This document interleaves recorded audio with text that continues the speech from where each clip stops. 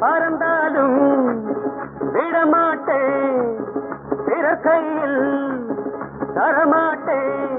அன்று நான் உன்னிடம் கைதியானேன், இன்று நான் உன்னையே கைது செய்வேன்.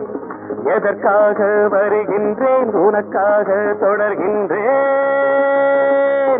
Senorita, how do you feel about me now, I say?